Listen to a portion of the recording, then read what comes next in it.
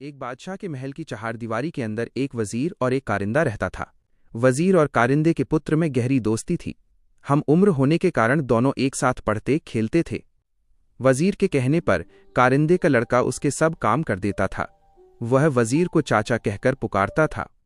बादशाह कारिंदे के पुत्र को बहुत प्रेम करता था। बादशाह की कोई संतान नहीं थी, इसलिए वे कारिंदे के पुत्र को अपने पुत्र के समान ही समझते थे। बादशाह ने उसे महल और दरबार में आने जाने की पूरी छूट दे रखी थी। कारिंदे के पुत्र के प्रति बादशाह का प्रेम देखकर वजीर को बहुत ईर्ष्या होती थी। वजीर चाहता था कि बादशाह केवल उसके पुत्र को ही प्रेम करे। यदि बादशाह ने उसके पुत्र को गोद ले लिया तो बादशाह की मृत्यु के बाद उसका पुत्र ही राजगद्दी पर बैठेगा। वजीर की इच्छा के विपरीत बादशाह का प्रेम कारिंदे के पुत्र के प्रति बढ़ता ही गया।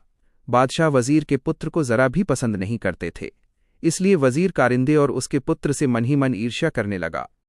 वजीर ने कारिंदे के पुत्र को मारने का निश्चय किया। वजीर ने कारिंदे के पुत्र को रुमाल और पैसे देकर गोश्त लाने के लिए कहा।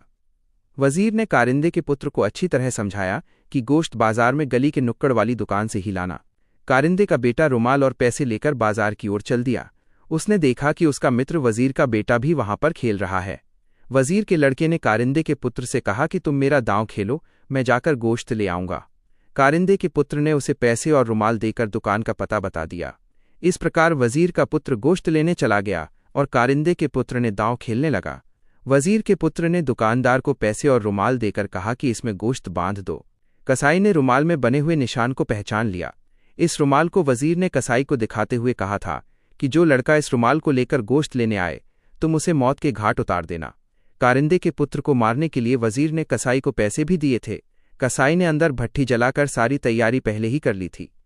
कसाई ने रुमाल और पैसे लेकर उस लड़के को वहां बैठने के लिए कहा और स्वयं अंदर गोश्त लेने चला गया। तभी वहां पर लड़का भी चला गया। कसाई ने तुरंत उस लड़के को उठाकर जलती हुई भट्ठी में झोंक दिया। कारिंदे का पुत्र अपना दांव खेलकर अपने घर जा रहा था कि उसे रास्ते में वजीर मिल गया। कारिंदे के पुत्र ने पूछा, चाचा भैया गोश्त ले आया? इतना सुनकर वजीर के पैरों के नीचे से जमीन खिसक गई। तभी कारिंदे के पुत्र ने कहा, चाचा भैया ने मुझसे रुमाल और पैसे ले लिए थे और कहा कि तुम मेरा दांव खेल लो, मैं गोश्त लेकर घर चला जाऊंगा। मैंने भैया को दुकान का पता भी बता दिया था। वजीर की आंखों के आगे अंधेरा छा गया और उसके मुख से एक शब्द भी नहीं निकला। अपने पुत्र को याद करता हुआ वजीर अपने घर चला गया। वजीर कह रहा था कि जो दूसरों के लिए कुआं खोदता है उसमें स्वयं गिरता है। शिक्षा, इस कहानी से हमें यही शिक्षा मिलती है कि हमें कभी किसी का बुरा नहीं करना चाहिए।